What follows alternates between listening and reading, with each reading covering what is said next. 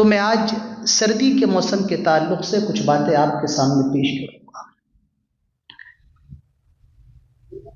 سردی کا موسم ہمیں سبق کیا دیتا ہے؟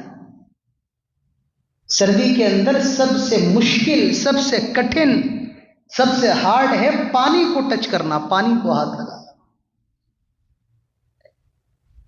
لیکن جو آدمی صبح اٹھ جائے، فجر کی نماز پڑھ لے، وضو کر لے، اس آدمی کا کیا کہنا؟ آئیے میں ایک حدیث آپ کو سناؤں۔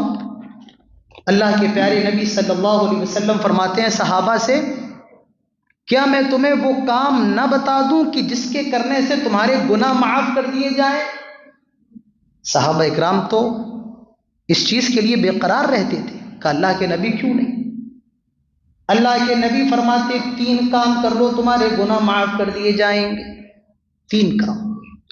پہلا کام، اسباغ الوضوء علی المکارہ، تکلیف دینے والی جگہ پر وضو کرنا، یا جب وضو کرنا مشکل ہو، کٹھن ہو، ہارڈ ہو، اس مقام پر وضو کرنا، اس موقع پر وضو کرنا، اللہ تبارک و تعالی اس سے گناہوں کو معاف کر دے گا۔ کتنا مشکل ہے سردیوں میں اٹھو، ارے ٹھنڈے پانی کیا، گرم سے بھی وضو کرنے میں بہت دقت ہوتی ہے، لیکن اللہ کے نبی فرماتے ہیں جو آدمی ایسے وقت میں وضو کرتا ہے اللہ تعالیٰ اس سے گناہوں کو معاف کر دیتا ہے۔